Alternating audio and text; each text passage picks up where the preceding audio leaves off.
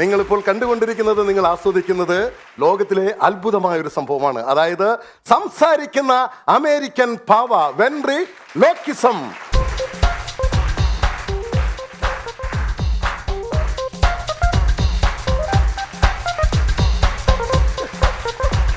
Hi, my name is John. And my name is Ringo. റിങ്കുവിന്റെ പ്രത്യേകത എന്താണെന്നറിയാമോ? ഇല്ല. അറിയണ്ടേ? ഇല്ല, വേണം. അറിയിക്കണ്ടേ? ആകാശത്തിന് കീഴിലുള്ള എന്ത് കാര്യങ്ങൾ ചോദിച്ചാലും എന്റെ റിങ്കു കൃത്യമായി ഉത്തരം പറയും. ഉത്തരം പറയില്ലേ? എന്നെ നാറ്റിക്കില്ലല്ലോ. ഓക്കെ, ലോകത്തിലെ ഏറ്റവും നല്ല ടെലിവിഷൻ പ്രോഗ്രാം, ഏറ്റവും നല്ല അവതാരകൻ, ഏറ്റവും നല്ല കോമഡിക്കാരൻ, ഏറ്റവും നല്ല കോമഡിക്കാരൻ. എന്നെ കൂടെ പറയും. എന്നെ കൂടെ കാശ് കൊടുത്ത് വിളിച്ചേക്കുന്നത്. അല്ല, എന്റെ വൈക്ക് കുറച്ചോ, എന്റെ ഇത്ര കുറച്ചോ. മലയാളത്തിൽ ഇപ്പോൾ ഏറ്റവും വിലപിടിപ്പുള്ള തിരക്കുള്ള നടൻ. എന്തായാലും ചോദിക്കാനുണ്ട്, ചോദിച്ചോളൂ. നിങ്ങൾ വിളിച്ചല്ലേ പൈസ എടുത്ത്? വിളിച്ചല്ലേ? ഞാൻ വിളിച്ചു വരുത്തതാ. ഡയാന, ആകാശത്തിന് കീഴിലുള്ള എന്ത് ചോദ്യങ്ങൾ ചോദിച്ചാലും എന്റെ റിങ്കു കൃത്യമായി ഉത്തരം പറയും. നമുക്ക് വേണമെങ്കിൽ ഓഡിയൻസിന് മുമ്പിൽ ഒരു സംശയം തീർത്താലോ? സൂര്യനിൽ കത്തുന്ന വാതകം ഏതാണ്? ഇതാണ് കുഴപ്പം. റോങ് ക്വസ്റ്റ്യൻസ് വന്ന റിങ്കുവിന്റെ ഏറ്റവും വലിയ ഒരു ഐഡിയയാണ് ഈ സംഭവം. എന്താ ഞങ്ങൾ ചോദിച്ചത്? ആകാശത്തിന് കീഴിലുള്ള എന്ത് സാധനത്തെ കുറിച്ചും ചോദ്യം ചോദിച്ചാൽ ഉത്തരം പറയുന്നല്ലേ പറഞ്ഞേ? സൂര്യൻ ആകാശത്തിന് മേളിലല്ലേ? അടുത്ത ചോദ്യം അടുത്തത് നമ്മുടെ തൃശ്ശൂർ മീഡിയ കോളേജിൽ നിന്ന് വന്ന കുട്ടികളുണ്ട്. അവരാരെങ്കിലും എന്തെങ്കിലും ചോദ്യം ചോദിക്കാം. ആരെങ്കിലും എന്തെങ്കിലും ചോദിക്കാറുണ്ടോ? അല്ല, അവർ ഇങ്ങോട്ട് ചോദിക്കുന്നതിന് മുമ്പ് എന്റെ റിങ്കുവിന് അവരോട് എന്തെങ്കിലും ചോദിക്കാനുണ്ടോ ചോദിക്കണ്ടേ? അതെ, റിങ്കുവിന് ചോദിക്കാനുണ്ടോ? എന്നാ ചോദിക്കൂ. ഒരു കാര്യം ചെയ്യൂ, ആ പച്ച ചുരിദാർ ഇട്ടാ കൊച്ചിനോട് ചോദിച്ചോളൂ. എന്താ റിങ്കു ഇത്? ആവശ്യമുള്ള കാര്യങ്ങളല്ലേ ചോദിക്കാൻ പാടില്ല, ആവശ്യമുള്ളത് ചോദിക്കും. WhatsApp number Rinku. ആ കുട്ടിക്ക് എന്താ ചോദിക്കണ്ട, അവർക്ക് എന്താ ചോദിക്കണ്ടെന്ന് വെച്ചാൽ ഞങ്ങളുടെ ഈ റിങ്കു മറുപടി പറയും. ആരാ ചോദിക്കാനുള്ളത്? കോഴിയാണോ മുട്ടയാണോ ആദ്യം ഉണ്ടാവാ? കയ്യെടുത്തോ. ഇതാണ് ഞങ്ങളുടെ റിങ്കു. ജോണി സാറിന് എന്തെങ്കിലും ചോദ്യങ്ങൾ ചോദിക്കാനുണ്ടോ? കൊറോണ കാരണം പിഷാരടിക്ക് എത്ര പ്രോഗ്രാം നഷ്ടമായി കാണും? കൊറോണ കാരണം രമേശ് പിഷാരടിക്ക് എത്ര പ്രോഗ്രാം നഷ്ടപ്പെട്ടു? എന്നോട് ചോദിക്കാനാണോ? നിങ്ങൾ പറ. അല്ല, അത് പാവോടല്ല ചോദിക്കണ്ടേ, ആ പാവത്തിനോടാ ചോദിക്കണ്ടേ. അപ്പൊ റിങ്കു, മാസ്റ്റർ ഒരു കാര്യം പിഷാരടി സാറിനോട് ആവശ്യപ്പെടാൻ പോവാണ് കേട്ടോ. എന്താ? പിഷാരടി സാറ്, എനിക്കൊരാഗ്രഹം. എന്നും എല്ലാ ദിവസവും ഈ ഷോയില് എല്ലാവരെയും ക്ഷണിക്കുന്നത് നമ്മുടെ പ്രിയപ്പെട്ട ഡയാനയാണ്. അതെ. ഇന്ന് റിങ്കുവിന് ഒരു കുഞ്ഞാഗ്രഹം എന്റെ ചെവിട്ടി പറഞ്ഞു പോവാൻ. റിങ്കുവിന് ഡയാനയെ ഒന്ന് ക്ഷണിച്ചാൽ കൊള്ളാം. ആങ്കറിംഗ് അറിയാമെങ്കിൽ ചെയ്തോ വിളിക്കട്ടെ. റിങ്കുവിന്റെ ആങ്കറിംഗ് ഒന്ന് കാണട്ടെ. അപ്പൊ നമുക്ക് സ്വാഗതം ചെയ്യാം.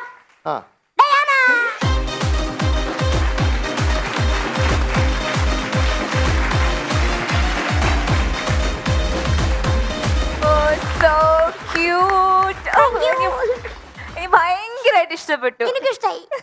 അപ്പൊ നമുക്ക് നമ്മുടെ ഷോയിലേക്ക് കിടക്കാം. എനിക്കൊരാഗ്രഹം. അതെ, റിങ്കുവിന് ഒരു ആഗ്രഹം.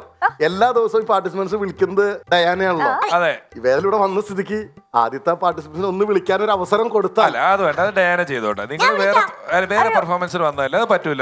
വെറൈറ്റി ആവട്ടെ. പുതിയ ആൾക്കാർക്ക് ഒരു അവസരം കിട്ടാന്ന് പറയുന്നത് സന്തോഷമുള്ള കാര്യമാണ്. ആണോ? എന്നാ പറഞ്ഞു, ആദ്യത്തെ ആളെ വിളിച്ചോളാം പറ. ഓക്കെ, ആദ്യം നമുക്ക് കൊല്ലത്ത് നിന്ന് സജീനയാണ് എത്തുന്നത്. Let's invite കൊല്ലത്ത് നിന്നും ഷജീന.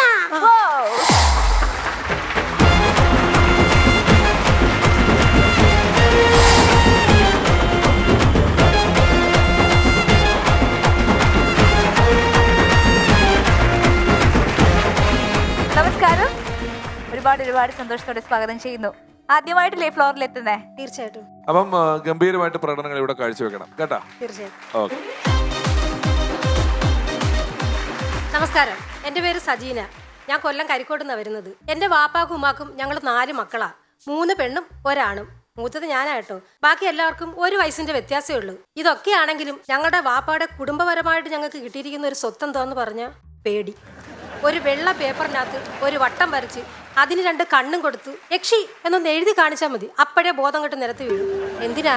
രാത്രി കിടക്കുന്ന സമയത്തെ അറിയാതൊന്ന് തിരിഞ്ഞാലേ പോലീസിന്റെ സൗണ്ട് കേട്ട് സ്വയം പേടിക്കാതിരിക്കാൻ വേണ്ടി അതിനകത്ത് ബാൻഡേജ് ചുറ്റി വെച്ചിട്ട് കിടക്കുന്ന പാർട്ടികളാണ് ഞങ്ങളെ വീടിന്റെ തൊട്ടടുത്തേ കല്യാണി എന്ന് പറയുന്ന ഒരു അമ്മയുണ്ട്. ഈ അമ്മയുടെ സ്വഭാവമാണെങ്കിൽ അറുത്ത് കഴിക്ക് തുപ്പല് പോലും തൊട്ട് കഴിക്കത്തില്ല. പക്ഷെ ഞങ്ങൾ വലിയ കാര്യം കേട്ടാ. കാരണം എന്തുവാ? അവർക്ക് കൂട്ടുകിടക്കാൻ പോകുന്നത് ഞങ്ങളാ. അവരുടെ വീട് പണി നടന്നുകൊണ്ടിരിക്കുന്ന സമയമാ. അപ്പൊ ഈ അമ്മ ഒരു വരിച്ചിൽ കട്ടിലിനകത്താണ് കിടക്കുന്നത്. അപ്പൊ ഞങ്ങൾ എന്താ തട്ടടിക്കാരുടെ പലക ഉണ്ടല്ലോ അതെല്ലാം നിരത്തിയിട്ടിട്ട് അതിന്റെ പുറത്ത് പായും വിരിച്ചാ കിടക്കുന്നത്. ഈ കിടന്നുകൊണ്ട് അങ്ങോട്ട് നോക്കുമ്പോൾ വരിച്ചിൽ കട്ടിലിനകത്ത് ഇല്ല കൊച്ചുങ്ങൾ തൊട്ടിലിൽ കിടക്കുന്ന കണക്ക് കണക്ക് ഈ അമ്മ ഇങ്ങനെ കിടക്കുന്ന നല്ലോണം കാണാം. ഒരു ദിവസം പാതിരാത്രി ആയപ്പം അറിയാതെ ഞാനൊന്ന് കണ്ണു തുറന്ന് അങ്ങോട്ടൊന്ന് നോക്കിപ്പോയി. എന്റെ പൊന്നെ, എന്റെ സർവ്വ നാഡീനരമ്പുകളും അങ്ങ് തളർന്നുപോയി. നോക്കിയപ്പോൾ ഒരു രൂപം കട്ടിനുറത്തെണീറ്റ് ഇരിക്കുന്നു. അത് മാത്രമാണ് തുമ്പത്തൊരു ചെറിയ തീഗോളം കത്തി ജ്വലിച്ചിങ്ങനെ നിൽക്കുന്നു. ഇത് കണ്ടതും എനിക്ക് അടുത്ത് കിടക്കുന്നവരെ വിളിക്കാൻ പോലും പേടി.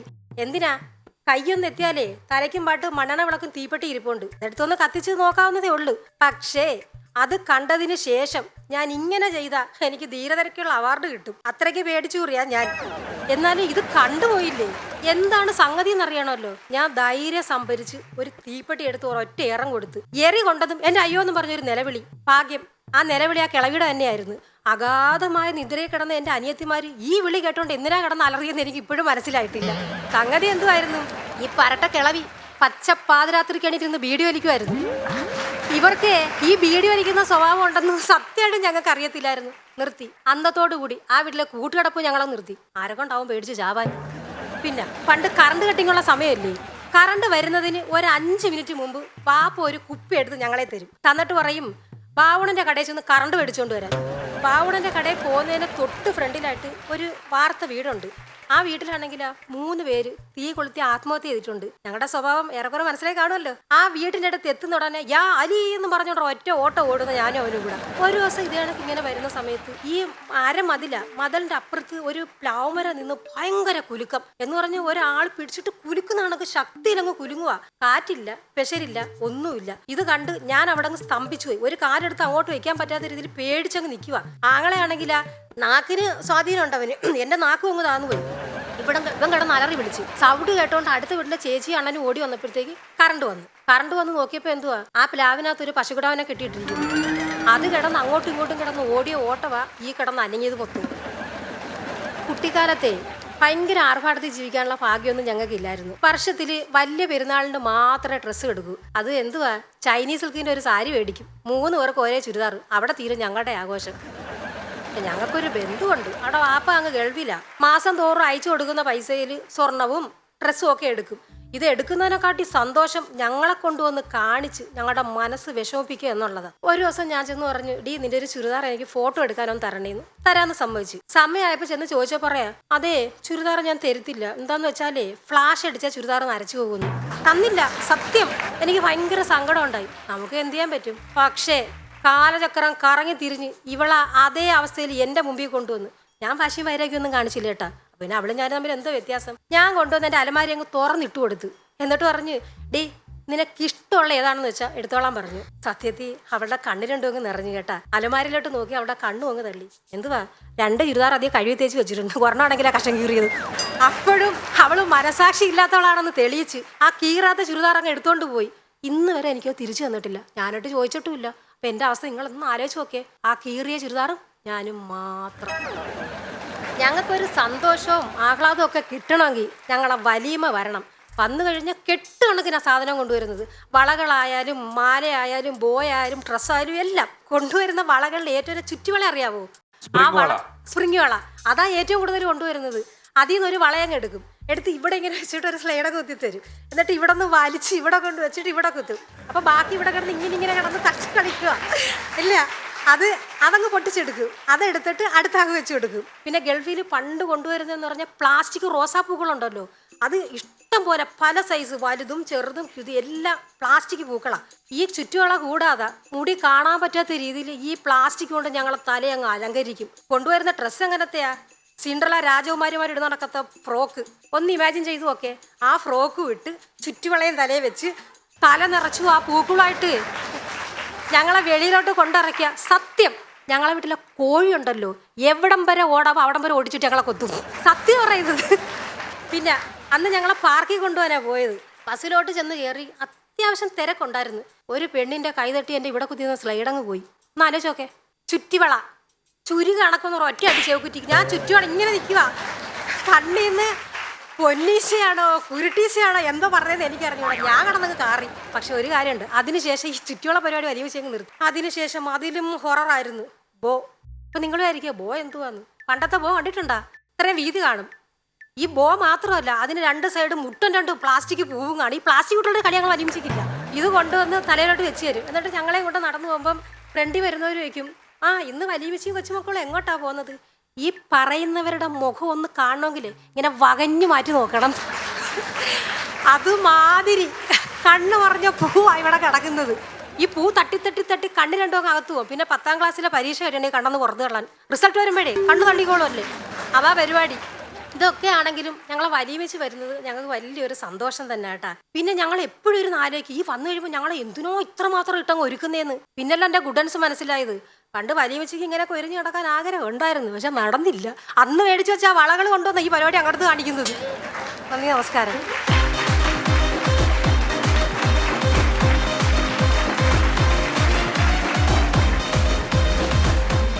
സൂപ്പർ. എനിക്ക് ഭയങ്കര ഇൻട്രസ്റ്റിംഗ് ആയിട്ട് തോന്നി എല്ലാ കഥകളും അല്ലേ? നിങ്ങൾക്ക് അങ്ങനെ തോന്നിയില്ലേ? വള വാല നമുക്ക് ഇഷ്ടമുള്ള കാര്യങ്ങളെ കുറിച്ചാണ് സംസാരിച്ചത്. സൂപ്പർ. ഡയാന കൊല്ലംകാരിയല്ലേ? ഞാൻ ട്രിവാൻഡ്രം. ട്രിവാൻഡ്രത്താണ്. ഡയാനയ്ക്ക് ചെറിയ ഒരു ഈ ഭാഷ കേൾക്കുമ്പോൾ നാട്ടിലെത്തിയ ഒരു ഫീല് ഡയാനയുടെ മുഖത്ത് വരും എപ്പോഴും. അത് സത്യമാണ് ചേട്ടാ, സത്യമാണ്. അതെ. വലിയ മച്ചി കൊച്ചമച്ചി എന്നൊക്കെ പറഞ്ഞ ഡയാനയ്ക്ക് കുറെ പേരുണ്ട് ഈ സംഘങ്ങളെ ഡയാനയുടെ വീട്ടിലെ. അതുകൊണ്ട് ശരിയാണ്, പറഞ്ഞത് ശരിയാണ്. എനിക്ക് ആസ്വദിക്കുന്നുണ്ടോ തോന്നിയായിരുന്നു. ഓക്കെ, നല്ല രസമുണ്ടായിരുന്നു പ്രകടനം. എന്താന്ന് വെച്ച് കഴിഞ്ഞാല് ഈ ഒരു പുതിയ ശൈലി. പണ്ട് ഞങ്ങളുടെ ഒരു ലൈറ്റ് ഓപ്പറേറ്റർ ഉണ്ടായിരുന്നു, ബഷീർ എന്ന് പേരുള്ള പുള്ളി. ഇങ്ങനെയാണ് ക്വസ്റ്റ്യൻ ചോദിച്ചിട്ട് ആൻസർ ആയിട്ട് പുള്ളിയുടെ എല്ലാ കാര്യവും പറയുള്ളൂ. നമ്മള് പണ്ട് പെരുമാവൂര് പരിപാടിക്ക് വന്ന് പിഷാരടി ഉണ്ടോ? പിഷാരടി ഉണ്ട്. അന്ന് എന്താ നമ്മളൊക്കെ കൂടെ കഴിക്കാൻ പോയില്ലേ? അങ്ങനെ ഈ സാധനം പുള്ളിക്കാരത്തേക്കുണ്ട്. പക്ഷെ എന്ത്? അപ്പൊ ഞങ്ങൾ അവിടെ പോയപ്പോ ഇതെല്ലാം കൂടെ എടുത്ത് അതാണ് കാര്യം. അപ്പൊ എല്ലാ സാധനത്തിനും ഒരു PSCയുടെ ക്വസ്റ്റ്യൻ പേപ്പർ ആക്കിയിട്ട് എന്താ ഈ സാധനം ഇടയ്ക്കിടയ്ക്ക് വെച്ചിട്ട് എന്തുകൊണ്ടാണ് അത് സംഭവിച്ചതെന്നുള്ളതിനൊരു ക്വസ്റ്റ്യൻ ആൻസർ പരിപാടി പോലെ തോന്നി. വളരെ രസമായിരുന്നു. പിന്നെ നിങ്ങൾ പറഞ്ഞ ആ ഒരു അനുഭവ കഥകളുടെ ഒരു ഒരുക്കത്തിന്റെ ഏരിയകളൊക്കെ നമുക്ക് കണക്ട് ചെയ്യുന്ന നമുക്കറിയുന്ന കുറെ എലമെന്റ്സ് അതിനകത്തുണ്ടായിരുന്നു. ഈ ഫ്ലാഷ് അടിച്ച ചുരിദാർ നരച്ചു പോകും എന്ന് പറയുന്നത് പോലെയൊക്കെയുള്ള കുറെ വിശ്വാസങ്ങൾ അന്ന് കാലത്തുണ്ടായിരുന്നു. അന്ന് ഏയ് ഹീറോ എന്ന് പറയുന്ന സിനിമയുടെ കാസറ്റ് ഇറങ്ങി. ചിരഞ്ജീവിയുടെ പടം ഡബ് ചെയ്ത് മലയാളത്തിൽ വന്നേക്കുക.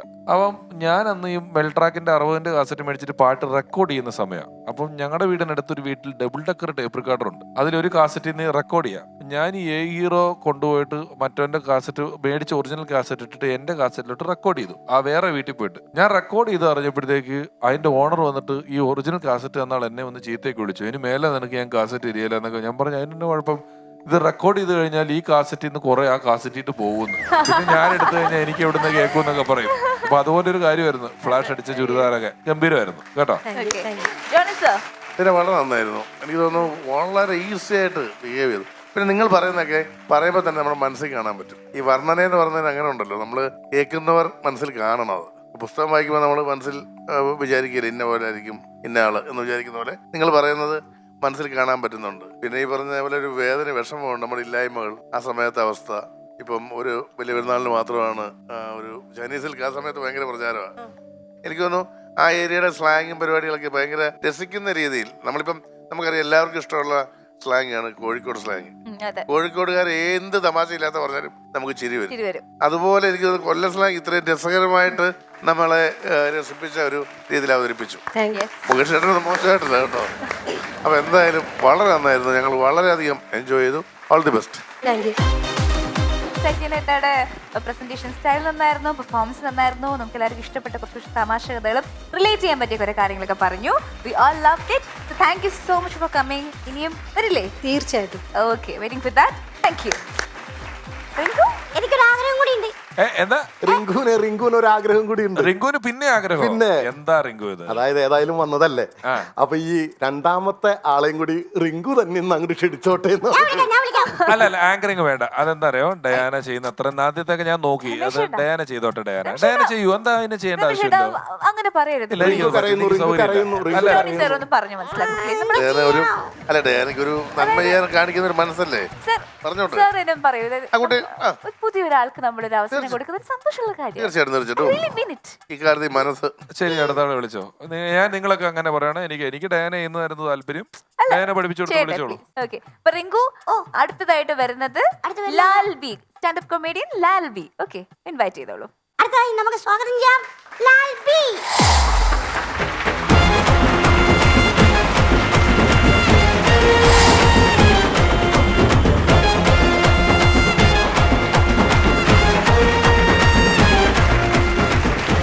നമസ്കാരം ചേട്ടാ, സ്വാഗതം. നമസ്കാരം. സുഖായിരിക്കുന്നോ?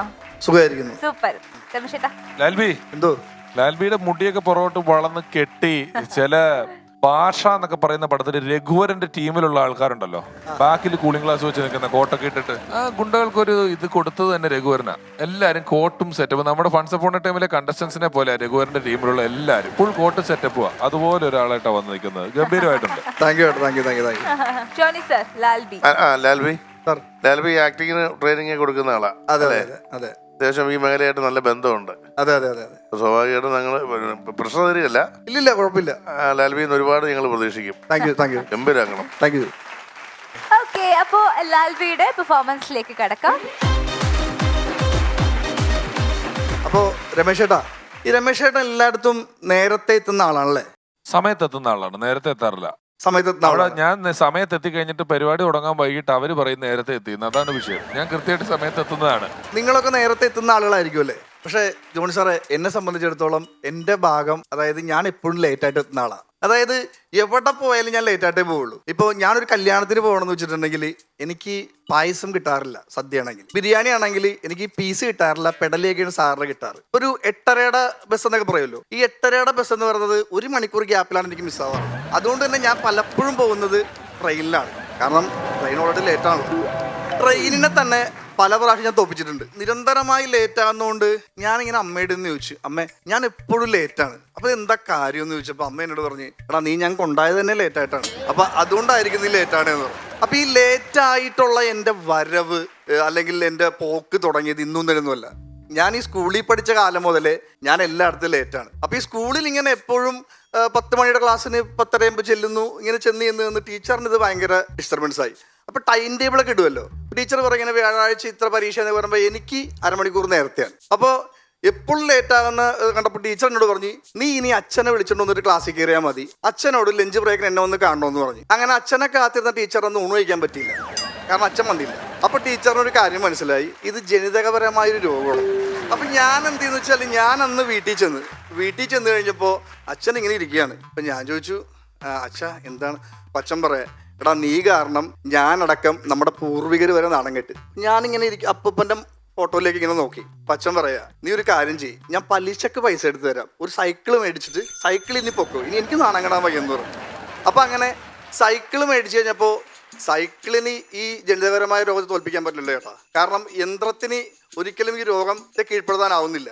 ഞാൻ എന്താ ചെയ്തതെന്ന് വെച്ചിട്ടുണ്ടെങ്കിൽ, അന്ന് വരെ 8:30 മണിക്ക് പോയിക്കൊണ്ടിരുന്ന ഞാൻ പിന്നെ 8:45. അങ്ങനെ ഈ താമസിച്ച് ഒരു ദിവസം ഞാൻ ഞങ്ങളുടെ വീടിനപ്പുറത്ത് ഒരു ശാന്തിക്കാരനുണ്ട്. ഞാൻ പുള്ളിയോട് ചോദിച്ചു, ശാന്തി ഞാൻ എപ്പോഴും ഇങ്ങനെ താമസിച്ചാണ് പോണത്, അപ്പം എന്തെങ്കിലും ഒരു പ്രതിവിധി എനിക്ക് പറഞ്ഞു തരണമെന്ന് പറഞ്ഞു. ശാന്തി പറഞ്ഞ്, എടാ ഒരു മലയാള മാസം 1-ാം തീയതി നീ നേരത്തെ പോയാൽ നിനക്ക് ആ വർഷം മുഴുവനും നേരത്തെ പോകാമെന്ന് പറഞ്ഞു. അങ്ങനെ ഒരു ചിങ്ങ 1-ാം തീയതി ആയപ്പോൾ അലാറമൊക്കെ എടുത്ത് 5 മണിക്ക് വെച്ചിട്ട് 6 മണിക്ക് എണീറ്റിട്ട് ഞാൻ സൈക്കിളൊക്കെ എടുത്ത് പുറത്ത് എത്തിയപ്പോൾ ശാന്തി പറയാ, എടാ ഞാൻ ലേറ്റായി പോകും, നീ എന്നൊന്ന് അമ്പലത്തിലാക്കാൻ. അങ്ങനെ ഈ ശാന്തിനെ കൊണ്ട് ഞാൻ അമ്പലത്തിൽ ചെന്ന് സഹായം ചെയ്ത് കഴിഞ്ഞപ്പോൾ അന്ന് ഞാൻ ലേറ്റായി. പക്ഷേ ഈ നമ്മുടെ ജനിതകപരമായ രോഗം നമ്മുടെ കൂടെ തന്നെ ഉണ്ടല്ലോ. ഞാൻ എന്ത് ചെയ്യുന്നത് വെച്ച് കഴിഞ്ഞാൽ, വീണ്ടും ഈ ലേറ്റാവുന്നതിന് പ്രധാനപ്പെട്ട കാര്യം എന്താ, അവിടെ ഇവിടെ ആയിട്ട് നോക്കി ഇങ്ങനെ പോകും. ഞാൻ ഒരു ദിവസം ഇങ്ങനെ പോകുന്ന സമയത്ത് ഒരു സ്ഥലത്ത് ഭയങ്കര ആൾക്കൂട്ടം, ഒരു അമ്മൂമ്മേനെയും കൊണ്ട് ഇങ്ങനെ ആളുകൾ പോകുന്നുണ്ട്. അപ്പം ഞാൻ ചോദിച്ചു, ചേട്ടാ എന്താ അമ്മൂമ്മക്ക് എന്ത് പറ്റി? ഒരാൾ പറയാം, ചേട്ടാ ഈ നമ്മുടെ നാട്ടിലെ കുട്ടികൾക്കൊരു പ്രധാനപ്പെട്ട പ്രശ്നമുണ്ട്, അവരെന്ത് കണ്ടാലും അനുകരിക്കാൻ ശ്രമിക്കും. അന്ന് ബാലഹനുമാൻ ഇറങ്ങിയ സമയമാണ്. അപ്പോൾ അവിടുത്തെ പയ്യന് എങ്ങനെയെങ്കിലും ബാലഹനുമാനാകണം. അപ്പോൾ അവൻ നോക്കിക്കഴിഞ്ഞപ്പോൾ ഈ നമ്മുടെ തൊണ്ണനുണ്ടല്ലോ, അതിലൊരു വടി അങ്ങോട്ട് കുത്തിക്കേറ്റിട്ട് അവനിങ്ങനെ ബാലഹനുമാനാന്ന് പറഞ്ഞ് നടക്കുകയാണ്. അവൻ്റെ അമ്മുമ്മ അവിടെ കുണിയിരിക്കുകയായിരുന്നു. അവരെ മുതുകത്തിട്ട് ഷൂർപ്പണകെ നമ്മൾ ഒറ്റ ചോദിച്ചു കൊടുത്തു. അങ്ങനെ ഈ അമ്മുമ്മേനെയും കൊണ്ട് പോണ പോക്കഴിഞ്ഞാൽ ഈ കാഴ്ച കണ്ടത്. അങ്ങനെ ഈ കാഴ്ചയൊക്കെ കണ്ടിട്ട് നമ്മളിങ്ങനെ ആടിപ്പാടി ട്യൂഷൻ ക്ലാസ് ചെല്ലുമ്പോൾ സാറ് 2-3-4 പിള്ളേരിട്ട് നല്ല അടിയാ. അപ്പം ഞാൻ ചോദിച്ചു, സാറേ എന്തിനെ പറ്റി തല്ലണത്? എടാ അവരൊക്കെ ലേറ്റായിട്ടാണ് വന്നത്, നീ കയറിയിരിക്കുന്നു. അങ്ങനെ മുന്നോട്ട് പോയി ഞാൻ അങ്ങനെ 10-ാം ക്ലാസ്സിലെത്തി. അപ്പോൾ 10-ാം ക്ലാസ്സിലാവുമ്പോൾ ഈ പ്രണയം മുട്ടിടുമല്ലോ അല്ലേ? അപ്പോൾ ഈ 8-ാം ക്ലാസ്സിൽ മുട്ടിടേണ്ട പ്രണയമാണ് കേട്ടോ, എനിക്ക് ലേറ്റായിട്ടാണ് വന്നത്. അപ്പം ഞാനൊരു പെൺകുട്ടിയെ 10-ാം ക്ലാസ്സിൽ ആദ്യം മുതൽ അവസാനം വരെ പ്രേമിച്ചു. അപ്പം എങ്ങനെയെങ്കിലും ഇവളോട് പറയണം. പക്ഷേ ഞാൻ എന്ത് ചെയ്ത്, 10-ാം ക്ലാസ് പരീക്ഷ കഴിയാൻ വേണ്ടി കാത്തിരുന്ന് ഞാൻ ഇവളോട് എന്ന് പറഞ്ഞു, എടി എനിക്ക് നിന്നെ ഇഷ്ടമെന്ന് പറഞ്ഞു. അപ്പോൾ ഇവിടെ എന്നോട് പറയാം, എന്റെടാ നീ ലേറ്റായി പോയി, ഇന്നലെ മനോജ് വന്ന് പറഞ്ഞു തരും, അല്ലേ പറയാമെന്ന് പറഞ്ഞു. കാരണം ഈ ജനിതകപരമായ രോഗത്തിൻ്റെ പ്രശ്നമാണ്, എൻ്റെ കുഴപ്പമില്ല. അങ്ങനെ അവിടെ നിന്ന് ഞാൻ +2-ലെത്തി. +2-ലെത്തി കഴിഞ്ഞപ്പോൾ നേരത്തെ പറഞ്ഞല്ലോ രോഗം കൂടെ ഉണ്ട്. അപ്പൊ സാർ എന്നോട് ചോദിച്ചു, എടോ താൻ ഇങ്ങനെ വീഡിയോ സ്കൂള് ട്രിപ്പ് അടിക്കാതെ വല്ല കള്ളിയെത്താനും പൊക്കൂടെ എന്ന് ചോദിച്ചു. ഞാനത് ആലോചിച്ച്, പക്ഷെ ആ കള്ള അവിടെ കിടന്ന് പൊളിച്ചു പോകുന്നല്ലാണ്ട് എന്നെ കൊണ്ട് നടക്കില്ല. ഞാൻ അങ്ങനെ +2 പരീക്ഷ എഴുതി. +2 ഫൈനൽ എക്സാം കഴിഞ്ഞ് റിസൾട്ട് വന്നു. ഇപ്പൊ ഓൺലൈനിലാണോ റിസൾട്ട്? അപ്പൊ ചിലരൊക്കെ പാസ് എന്ന് എഴുതി, ചിലരൊക്കെ ഫെയിൽഡ് എന്ന് എഴുതി. എന്റെ റിസൾട്ട് മാത്രം 6 അപ്പൊ ഞാൻ ചോദിച്ചു, എന്താണ് ഈ 6 എനിക്കിതിന് മനസ്സിലാകുന്നില്ല. ഞാനപ്പോ പരീക്ഷാഭവനിൽ വിളിച്ചു ചോദിച്ചു. അപ്പൊ അവര് പറയാ റിസൾട്ട് ലേറ്റ് അനൗൺസ്. അപ്പൊ അവിടെ ഞാൻ ലേറ്റായി.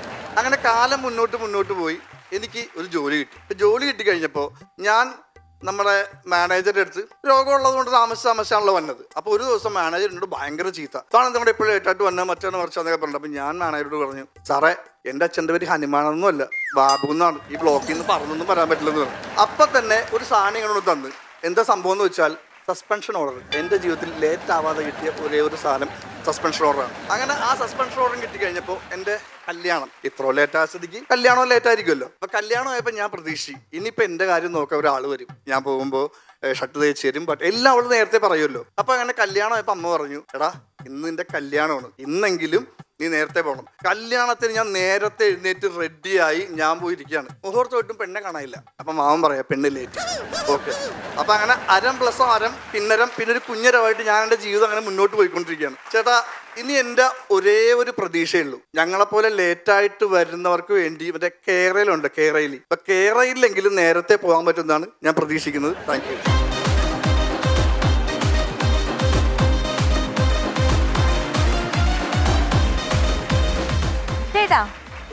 റിയൽ ലൈഫിലും ഇതുപോലെ തന്നെയാണോ? ലേറ്റ് ആയി വരുന്ന ആളാണോ? റിയൽ ലൈഫിൽ ഞാൻ വളരെ ലേറ്റാണ്. ഇപ്പൊ സാധാരണഗതിയിൽ നമ്മൾ ഈ ലേറ്റ് ആകുമ്പോൾ കൂട്ടുകാർക്ക് പോസ്റ്റ് കൊടുക്കുന്നല്ലേ പറയാം. എന്നെ കാത്തുകിടാമാര് പോസ്റ്റ് ഓഫീസ് പണി. ഞാൻ എപ്പോഴും വരില്ല. ധർമ്മജം പോൽകാട്ടി നിങ്ങൾക്ക് പറ്റിയൊരു കൂട്ടുകാരനാണ് ഞാൻ നിങ്ങൾക്ക് തരാം. നിങ്ങൾ രണ്ടുപേരും കൂടി ഇരുന്നാൽ നല്ല ലേറ്റ് കിട്ടാനുള്ള നല്ല സാധ്യതയുള്ള ആളാണ്. ഇഷ്ടം പോലെ 18 വർഷത്തിൽ ഏതൊക്കെ ഒരു 1-2 സ്ഥലത്തെങ്ങാണ്ട് വന്നത് മാറ്റി നിർത്തി കഴിഞ്ഞാൽ പുള്ളി ലേറ്റ് ആയിരിക്കുള്ളൂ. അതിനുള്ള ഒരു സവിശേഷമായ ആനുകൂല്യങ്ങളും കഴിവുള്ള ഒരു അപൂർവ ജീവിയാണ് ഇവൻ. പിന്നെ താൻ പറഞ്ഞ ബാലഹനുമാൻ എൻ്റെ മോനും എൻ്റെ ചേച്ചിയുടെ മോനും ഒക്കെ ഉണ്ടായിരുന്നു. എൻ്റെ മോൻ ഒരു കാലത്ത് ഞാനൊരു ആർട്ട് ഡയറക്ടറോട് പറഞ്ഞ് വാലുണ്ടാക്കി കൊടുത്തിട്ടുണ്ട്. ഇവന് വാല് വേണം. ഇത് വാല് വേണോന്ന് മാത്രമല്ല, ഇവനിത് വെക്കും. നമ്മൾ ചില സിനിമയ്ക്കും കല്യാണത്തിനൊക്കെ പോകുമ്പോൾ നമ്മൾ ബെൽറ്റൊക്കെ കിട്ടുന്ന എല്ലാം കഴിഞ്ഞ് വാല് വെച്ചില്ലല്ലോ എന്നും പറഞ്ഞിട്ട് ഇവന് നമ്മൾ വാല് വെച്ചു കൊടുക്കും. അപ്പൊ ഭാര്യയ്ക്ക് ഇത് വലിയ വിഷയമായി. ഇവനെ അങ്ങനെ ഒരുക്കി നടക്കാമോ? ഞാൻ പറഞ്ഞു നടന്നോട്ടെ, എല്ലാവരും ചിരിച്ചോട്ടെ, എനിക്ക് ഒരു കുഴപ്പമില്ലെന്നും പറഞ്ഞ് ഇവനെ ഒരു മാളിലൊരു ദിവസം വാലും വെച്ചുകൊണ്ട് ഞാൻ പോയിട്ടുണ്ട്. വിത്ത് വാല് അവൻ സുഖമായിട്ട് നടക്കും. എൻ്റെ വീഡിയോ ഒക്കെ എൻ്റെ കയ്യിലുണ്ട്. ഒരു നല്ല ചെറിയൊരു വാല് പുള്ളിക്ക് അത് വെക്കുന്നതോടുകൂടി അങ്ങ് കോൺഫിഡൻസ് ആണ്. ഈ വാല് വരുന്നതോടുകൂടി ഇവന്റെ വിചാരം ഇവൻ ഒരുപാട് നീളം, ഇവന് ശക്തി പറക്കാൻ പറ്റും. മുഖമൊക്കെ ചെറിയ കുരങ്ങന്റെ പോലെ ആവുന്നുണ്ടോ എന്നൊക്കെ നോക്കും. അങ്ങനെ കുറെ പരിപാടികളുണ്ട്. അതുമൊക്കെ നല്ല ഓർമ്മകളായിരുന്നു. ആൽബി എന്തോ നന്നായിരുന്നു. Thank you. നീ പറഞ്ഞ പോലെ ഞാൻ പറഞ്ഞില്ല, നിങ്ങളൊരു ലേറ്റ് മൊത്തത്തിൽ ലാൽബിക്ക് മനസ്സിൽ എന്തോ ഒരു വലിയൊരു വിഷമം പോലെ കിടപ്പുണ്ട് അല്ലെ, ഒരു നിരാശ, എന്തോ ഒരു ലേറ്റ് ആകുന്നതിന്റെ നിരാശയാണോ അല്ല ഒരു സങ്കടം മുഖത്തുണ്ട് എപ്പോഴും? നമ്മളിപ്പോ ഇത് ഇപ്പൊ ലേറ്റായി ഷൂട്ട് ചെയ്യുന്നുണ്ട് അങ്ങനത്തെ ഒരു ഇതായിരിക്കുമല്ലോ. ആണല്ലേ? അല്ല എനിക്കങ്ങനെ തോന്നിയതാ. അല്ല മുമ്പ് നമ്മൾ കുറച്ചു നേരം നമ്മൾ ഷെയർ ചെയ്തപ്പോഴാണല്ലേ. അല്ല അപ്പൊ അതൊരു കാര്യം നിങ്ങൾ മനസ്സിലാക്കി, നിങ്ങളുടെ ജീവിതത്തിൽ ലേറ്റ് ആണെങ്കിലും നിങ്ങൾ ആഗ്രഹിക്കുന്ന മേഖലയിലേക്ക് നിങ്ങൾ എത്തും. താങ്ക് യു കേട്ടോ, താങ്ക് യു. അത് ഇപ്പൊ ലേറ്റ് ആയതുകൊണ്ട് ആരും മോശക്കാരാകുന്നില്ല. ലേറ്റ് ആയിട്ട് വന്നിട്ട് സിനിമയിൽ വന്നിട്ടുള്ളവരെല്ലാം ഇവിടുത്തെ ലെജൻഡ്സ് ആയിരിക്കുന്നത്. Thank you. എന്തായാലും all the best. Thank you, thank you. നല്ല കമന്റ്സ് ആയിരുന്നു, നല്ലൊരു പെർഫോമൻസ് ആയിരുന്നു. We all enjoyed it. Thank you so much for coming again. വീണ്ടും കാണാം ലാൽബി. Thank you. അടുത്തതായി പോകുന്നു എക്സലൻസ് അവാർഡ് സെഗ്മെന്റ്. ഹാസ്യകലാ രംഗത്തെ സ്ത്രീ ശക്തി അല്ലെങ്കിൽ സ്ത്രീ പ്രഭ എന്നൊക്കെ നമുക്ക് ഈ കലാകാരിയെ വിശേഷിപ്പിക്കാം. മലയാള സിനിമയിൽ നിരവധി നല്ല കഥാപാത്രങ്ങൾ ചെയ്ത് ടെലിവിഷൻ രംഗത്തും സജീവമായ മലയാളികൾക്ക് പ്രിയങ്കരിയായ കലാകാരി പ്രിയങ്ക. ഏറെ സ്നേഹത്തോടെ നമുക്ക് ഫൺസ് അപ്പോൺ എ ടൈം വേർഷൻ 2.0 ഈ വേദിയിലേക്ക് പ്രിയങ്ക ചേച്ചിയെ സ്വാഗതം ചെയ്യാം.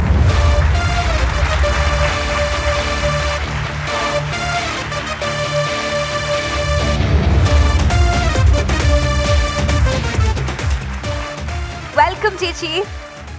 നമസ്കാരം. നമസ്കാരം. നമസ്കാരം. പ്രിയങ്ക ആദ്യമായിട്ട് അഭിനയിക്കുന്ന ഷോട്ട് ഓർമ്മയുണ്ടോ? നമ്മളൊരു പടത്തിന് ചാച്ചാട്ട് തുളസിദാസ് സാറിന്റെ പടം വന്നു. പക്ഷേ ഈ ആദ്യമായിട്ട് അഭിനയിക്കുന്ന ഞാൻ അപ്പോഴേ തോന്നിയിട്ടുണ്ട് നമുക്കൊക്കെ വളരെ പെട്ടെന്ന് അത് ക്യാച്ച് ചെയ്യുകയും വളരെ ഭംഗിയായിട്ട് പ്രിയങ്ക ഷോട്ടിൽ അഭിനയിക്കുകയും ചെയ്തായിരുന്നു. എനിക്ക് തോന്നുന്നു പ്രിയങ്ക പിന്നീട് ആളുകൾ പല റോളുകൾക്കും വിളിക്കുന്നത് വളരെയധികം ഈസി ആയിട്ട് പറയുന്ന കാര്യങ്ങൾ മനസ്സിലാക്കി ചെയ്യാനുള്ള ഒരു കഴിവ് കൊണ്ട് തന്നെയായിരുന്നു. അല്ല, ഒരുപാട് നല്ല ക്യാരക്ടേഴ്സ് ചെയ്യാൻ പറ്റിയില്ലേ ഞാനതാണ് നമ്മളിപ്പം ഡയനെ വിളിക്കുമ്പോൾ നമ്മൾ ഇവിടെ വന്നിട്ടുള്ള ഒരുമിക്ക ആൾക്കാരെയും നമ്മൾ ആദരിക്കാൻ തിരഞ്ഞെടുക്കുന്നതിന്റെ ഒരു മാനദണ്ഡം അവർ മലയാളികളെ എന്തെങ്കിലും ഒരിക്കലെങ്കിലും ചിരിപ്പിച്ചിട്ടുണ്ടോ എന്നുള്ളതാണ്. പക്ഷേ പ്രിയങ്കയുടെ ഒരു കരിയറിലെ ലിസ്റ്റ് നോക്കിക്കഴിഞ്ഞാൽ ഒരുപാട് മികച്ച കഥാപാത്രങ്ങൾ പല സിനിമകളിലും ചെയ്തിട്ടുണ്ട്. ഏതോ ഒരു പോയിന്റിൽ നിന്നാണ് നമ്മൾ ഈ പറയുന്ന കോമഡിയിലോട്ടൊക്കെ തിരിഞ്ഞു വന്നിട്ടുള്ള ഒരുപാട് നല്ല കഥാപാത്രങ്ങൾ ചെയ്തിട്ടുള്ള കൺമണിയില്ലായിരുന്നോ? ആദ്യത്തെ കൺമണി ഉഗ്രൻ റോളല്ലേ? ഒരു മലയാള സിനിമയുടെ ഒരു പ്രത്യേകതര ഒരു കാലഘട്ടത്തിൽ, അതായത് മമ്മൂക്ക, ലാലേട്ടൻ, ജയറാമേട്ടൻ അങ്ങനെ ഒരു കോമ്പിനേഷൻ നിൽക്കുന്ന സമയത്ത് തന്നെ ജഗദീഷ് ഏട്ടനും സിദ്ദിഖ് ഏട്ടനും ഒക്കെ നായകന്മാരായി. ഒരിടത്ത് ജയറാം, മുകേഷ് ഏട്ടൻ, അങ്ങനെ ഒരിടത്ത് മമ്മൂക്ക, ലാലേട്ടൻ, സുരേഷ് ഏട്ടൻ, അങ്ങനെ അങ്ങനത്തെ ഒരു കോമ്പിനേഷൻ സമയത്താണ്. മേലെപ്പറമ്പിലാൻ വീട് എന്ന് പറയുന്ന സിനിമയിലെ കഥാപാത്രം എടുത്തു കഴിഞ്ഞാൽ നമുക്ക് തമിഴ്ത്തിയാന്നേ തോന്നുള്ളൂ. മലയാളിയാന്നുള്ളത് ആ സിനിമ കണ്ടാലും നമ്മൾ ഒരിക്കലും പറയത്തില്ല. കാരണം അമ്പര പൂവൊക്കെ ചൂടി. ഞാൻ ഈ സുകുമാരി ചേച്ചിയെ പറ്റി ഞാൻ എപ്പോഴും പറയും, നല്ല തട്ടമൊക്കെ ഇട്ട് മലപ്പുറം ഭാഗത്ത് കൊണ്ടത് നല്ലൊരു ഉമ്മച്ചയായിട്ട് അഭിനയിക്കണോ? ഓക്കെയാണ്. സിസ്റ്ററായിട്ട് അഭിനയിക്കണോ? നല്ല അമ്മാളായിട്ട് ഇടത്തോട്ട് സാരി എടുത്തിട്ട് തമിഴ്നാട്ടിൽ പോയി അഭിനയിക്കണോ? നിങ്ങൾ എന്ത് കോസ്റ്റ്യൂം കൊടുത്താലും എന്ത് ക്യാരക്ടർ ചേരുന്ന ഒരാൾ. ഇത് പറഞ്ഞപ്പോഴത്തെ ഇമ്മാനുവൽ എന്ന് പറഞ്ഞ മമ്മൂക്കയുടെ സിനിമയുടെ സെറ്റ് ഞാൻ നോക്കുമ്പോ സുകുമാരി ചേച്ചി തട്ടമൊക്കെ ഇട്ട് വന്നേക്കുക. പക്ഷെ രാവിലെ അമ്പലത്തിൽ പോയി കുറി വാങ്ങിക്കാൻ മറന്നുപോയി. അയ്യോ, ഞാനിവിടെ ഇതെടുത്ത് ഉമ്മയാന്ന് ചോദിച്ചു. അതായിരുന്നു അയ്യോ മോനെ മറന്നുപോയെന്ന് പറഞ്ഞിട്ട്. ഒരുപാട് വിധത്തിലും തരത്തിലുമുള്ള വേഷങ്ങൾ സിനിമകളിൽ ചെയ്തു. പിന്നെ ഒരു പോയിന്റിൽ ഈ കോമഡി ചെയ്യാൻ പറ്റുമെന്ന് കണ്ടുപിടിച്ചത് ആരാണ്? അത് സത്യം പറഞ്ഞാൽ കണ്ടുപിടിച്ചതൊന്നുമല്ല. ഇപ്പൊ മേലപ്പറമ്പിൽ ആൺവീട് എന്ന് പറഞ്ഞാൽ ഞാൻ ഒടുവിൽ ഉണ്ണികൃഷ്ണന്റെ മോളായിട്ട് ഒരു എന്താ പറയാ ജയറാം സ്നേഹിക്കുന്നതും അങ്ങനെയൊക്കെയുള്ള ഒരു സംഭവമായിരുന്നു. പക്ഷെ അത് കഴിഞ്ഞ് ഞാൻ നോക്കുമ്പോൾ ഞാൻ അഭിനയിക്കുന്ന കൂടെ വരുന്ന ആൾക്കാരെല്ലാം ഒന്നെങ്കിൽ ഇന്നച്ചനായിരിക്കും, അല്ലെങ്കിൽ അമ്പിളിച്ചേട്ടനായിരിക്കും, അങ്ങനെ കോമഡി ചെയ്യുന്ന ആൾക്കാർ വന്നു. നമ്മളിപ്പോൾ അഭിനയിക്കുന്നത് നമ്മുടെ ഓപ്പോസിറ്റ് നിൽക്കുന്ന ആൾ കോമഡി ചെയ്യുമ്പോൾ നമ്മളും അതിൻ്റെ കൂടെ.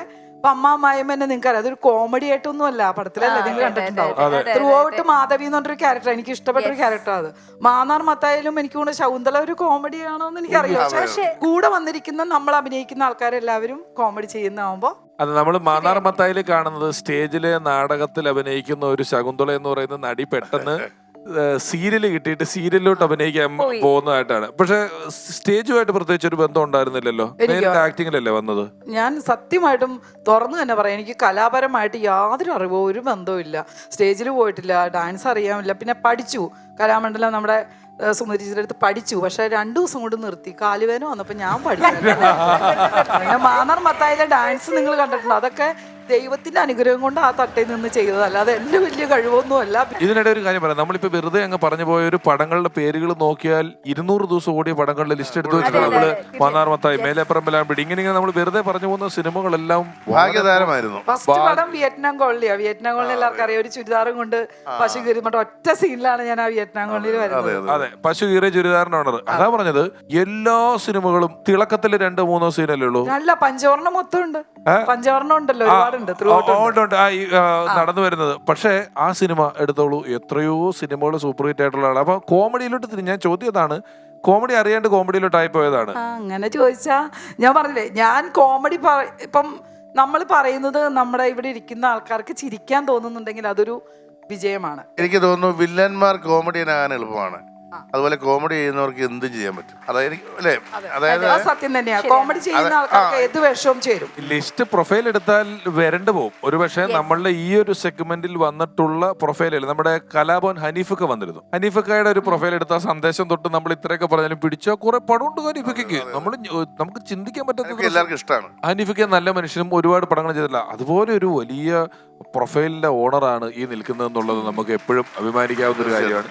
പിന്നെ യാദൃശ്യമായിരിക്കാം, ഭർത്താവ് ഒരു ഹാസ്യം എഴുതുകയും അതിന്റെ പിന്നണി പ്രവർത്തിക്കുകയും ഒക്കെ വളരെ ശക്തമായിട്ട് ചെയ്യുന്ന ഒരാളാണ്. എഴുത്തുകാരനും കോമഡി പരിപാടി ഒക്കെ ചെയ്യുന്ന ഒരാളാണ്. അതൊക്കെ അത് പരിഭവം പാർവതി നിങ്ങൾക്ക് അറിയാമായിരിക്കും, ഒരു പ്രോഗ്രാം ഉണ്ട്. പരിഭവം പാർവതി പുള്ളി റീറൈറ്റ് ചെയ്യാൻ വേണ്ടി എഴുതാൻ വന്ന് അങ്ങനെ റീറൈറ്റ് ചെയ്ത് എന്തൊക്കെയോ എന്റെ ഈ സ്മാർട്ട്നെസ് ഒക്കെ കണ്ടിട്ടായിരിക്കാം ഉണ്ട്. ഞങ്ങള് എനിക്ക് തോന്നുന്നു 2003-ലോ 2004-ലോ ഒക്കെ ഒരു ടെലിവിഷൻ പരിപാടി ഷൂട്ട് ചെയ്യുന്നുണ്ട്. അത് ആലപ്പുഴ ഉദയ സ്റ്റുഡിയോയിലാണ്. ഉദയ സ്റ്റുഡിയോയിൽ ഷൂട്ട് ചെയ്യുമ്പോൾ പ്രേം നസീർ താമസിച്ച മുറി, വയലാറിൽ എഴുതിയ കസേര, ഇങ്ങനെയൊക്കെയുള്ള കാര്യങ്ങളൊക്കെ ഉണ്ട്. അപ്പൊ രാത്രി സമയങ്ങളിൽ ഈ പ്രിയങ്കയുടെ ഭർത്താവ് അനൂപും ഇങ്ങനെ ചെറിയ ഫോൺ വിളി തുടങ്ങിയിട്ടുണ്ട് ആ സമയത്ത്. അപ്പൊ അവിടെ ഒരു ഊഞ്ഞാലുണ്ട്, തുരുമ്പ് പിടിച്ചൊരു ഇരുമ്പ് ഊഞ്ഞാലുണ്ട്. അപ്പൊ എല്ലാ ദിവസവും ഒരു 3 മണിക്ക് ഊഞ്ഞാലാടുന്ന ശബ്ദം.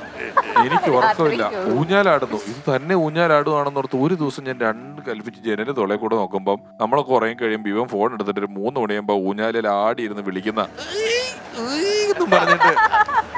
അതാ ആ റിലയൻസ് ഫോൺകാർ കുറച്ച് സൗകര്യം പ്രീ കോൾസ് തന്നു. അപ്പൊ പിന്നെ നമ്മൾ കഥകളൊക്കെ ഇങ്ങനെ പറഞ്ഞുകൊണ്ടിരുന്നത് മാത്രമേ. പക്ഷെ ഇവരാരും ഒരിക്കലും പ്രതീക്ഷിച്ചിട്ടില്ല. എന്നോട് ചോദിക്കും, ഇതാരാണ് പ്രിയങ്ക ഇങ്ങനെ സംസാരം? അതൊരു ഗൾഫിലെ ഒരു കല്യാണം. അല്ല, ഇവൻ നമുക്ക് സ്ക്രിപ്റ്റ് എഴുതുമ്പോ ഒരു വേഷം എഴുതുമായിരുന്നു.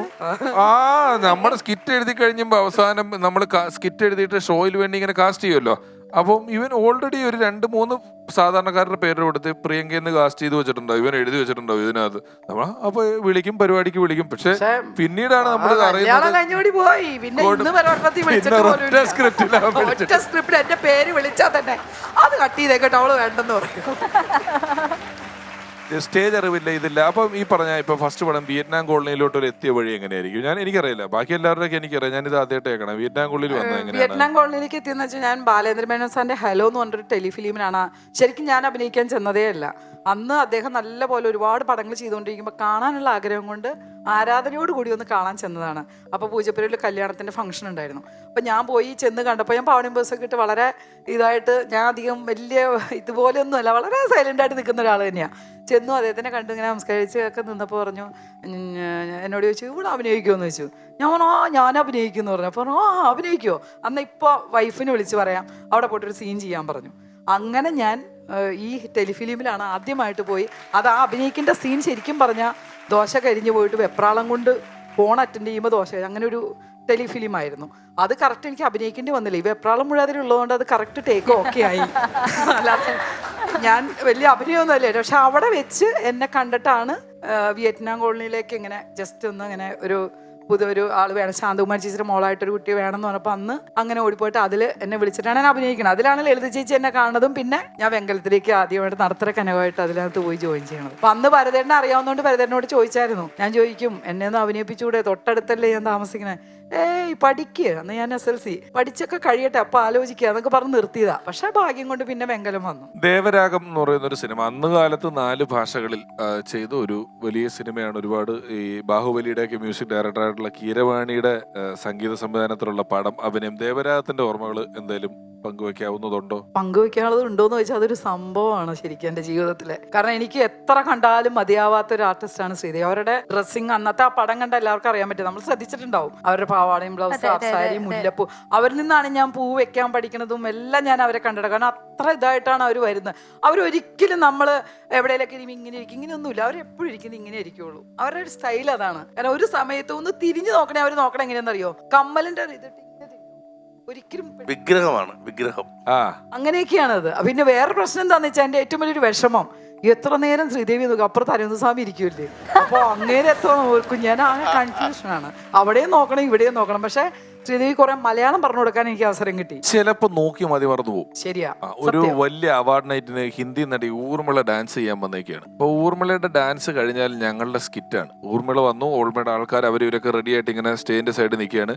ഞാനിങ്ങനെ ഊർമിളനെ കണ്ടു. ഒരു സെക്കൻഡ് എന്റെ മനസ്സിൽ എങ്കില് വന്നു, ദൗഡ് വന്നു, ഇങ്ങനെ വന്ന് ഞാൻ മതിമറന്നുപോയി. ഞാൻ നല്ലോണം വായി നോക്കിയാ നിൽക്കുന്നേന്നുള്ളത് ബാക്കി എല്ലാവരും കണ്ടിട്ടും ഞാൻ ഇങ്ങനെ നോക്കി. അവസാനം ഊർമിള ഇങ്ങനെ നോക്കിയിട്ട് എന്നെ കണ്ട് ഇങ്ങനെ അടിച്ചപ്പോഴേ ഞാൻ പറഞ്ഞിട്ട് അതൊക്കെ വിട്ടിട്ട് പോന്നിട്ടുള്ളത്. പിന്നെ അതുപോലെ അതിനകത്ത് ഒത്തിരി പാട്ടുണ്ടല്ലോ, ശശികല ചാർത്തി. ഇതൊക്കെ ഞങ്ങൾ ഒത്തിരി കഷ്ടപ്പെട്ട് നൈറ്റ് ഷൂട്ട് ചെയ്തപ്പം ഇവരൊന്നും അധികം നൈറ്റ് ഒന്നും ഷൂട്ടിൽ നിൽക്കുന്ന ആൾക്കാരല്ല ശ്രീദേവിയാണിത്. പക്ഷെ ഭരതേട്ടന്റെ പടം ആയതുകൊണ്ട് നൈറ്റ് ഫുള്ള് നിന്ന് തീർക്കണ്ടായിരുന്നു. ഈ രാത്രി മുഴുവൻ ഇവരുടെ കൂടെയല്ലേ നമ്മൾ ഇരിക്കുന്നത്. അതൊക്കെ ഒരു വല്ലാത്തൊരു എന്താ പറയാ ഒരു അനുഭവം തന്നെയാണ്. ഇത്രയും വലിയ ആൾക്കാർ മരിച്ചതുകൊണ്ടൊക്കെ എനിക്ക് ഭയങ്കര വിഷമമൊക്കെ ആയിരുന്നു.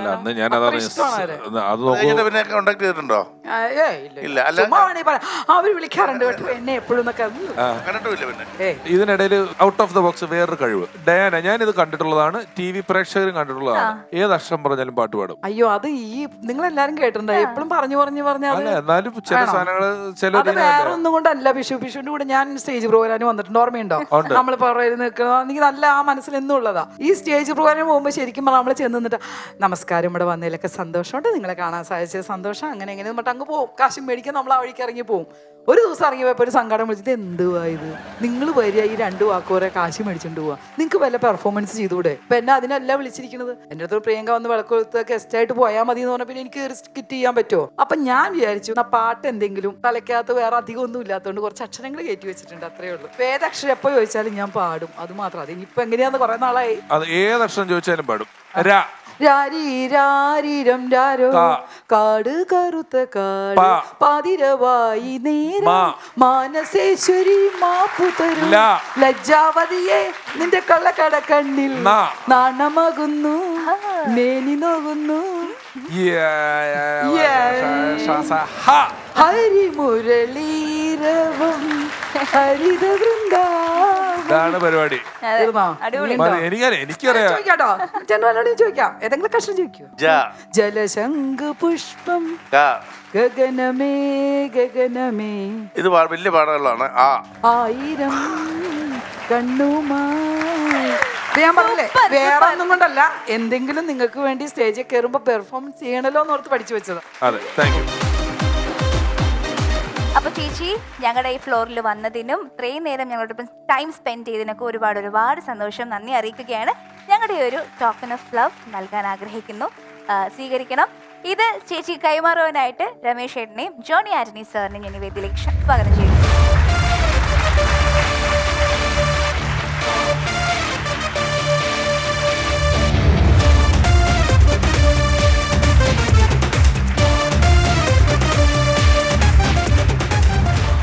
എന്തായാലും ഇങ്ങനെ ഒരു സന്ദർഭത്തിലൂടെ വരാനും ഇതുപോലൊരു നിങ്ങളെല്ലാവരും കണ്ട് ഇതുപോലൊരു ചടങ്ങ് പങ്കെടുക്കാൻ സാധിച്ചതിൽ വളരെ സന്തോഷം.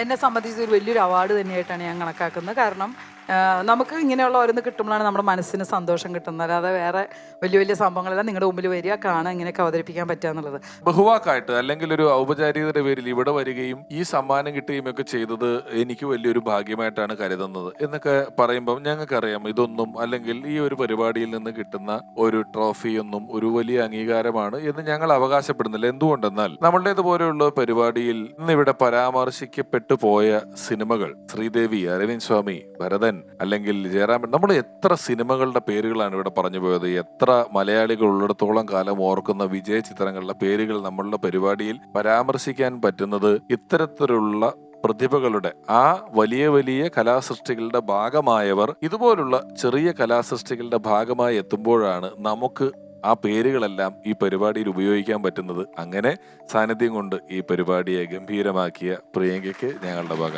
ഒരു ചെറിയ ആദരവ്.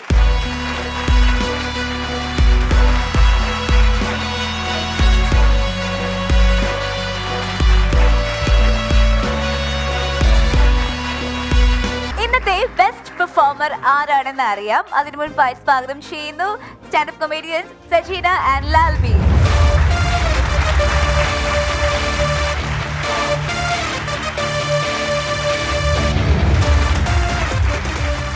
സജീനയും ലാൽബി സ്ഥിരമായി ലേറ്റ് ആവുന്ന ഒരു ഏരിയയിൽ ഒരുപാട് തമാശകൾ പറഞ്ഞു. കുട്ടിക്കാലത്തെ ഓർമ്മകളും അതിന്റെ അലങ്കാരങ്ങളും വിവരണങ്ങളും എല്ലാം വെച്ച് ഒരുപാട് തമാശകൾ സജീനയും പറഞ്ഞു. രണ്ടുപേരുടെയും പ്രകടനം കാണുമ്പോൾ ഇന്നത്തെ എപ്പിസോഡിൽ ബെസ്റ്റ് പെർഫോമർ ആയിരിക്കുന്നത് സജീനയാണ്.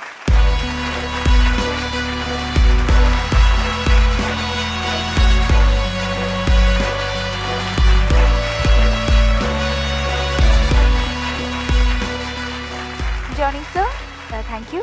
രമേശേട്ടാ, ഇരിക്കാം പ്ലീസ്.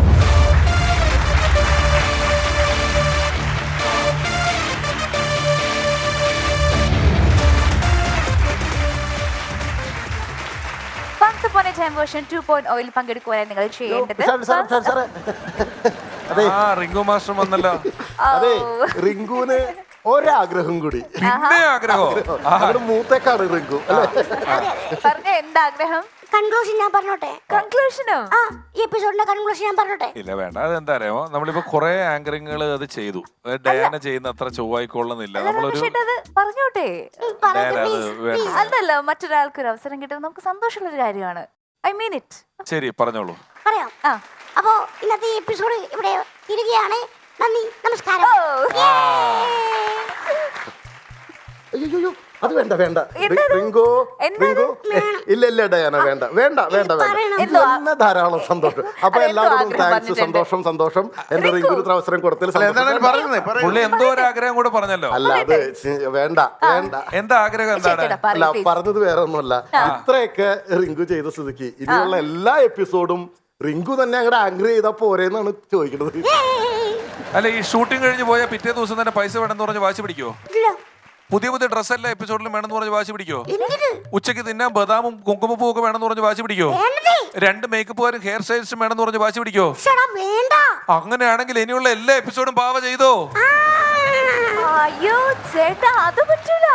ഡയാന, മറ്റുള്ളവർക്ക് ഒരു അവസരം കൊടുക്കുക എന്ന് പറയുന്നത് എനിക്കൊരു സന്തോഷമാണ്. I mean it. He, he.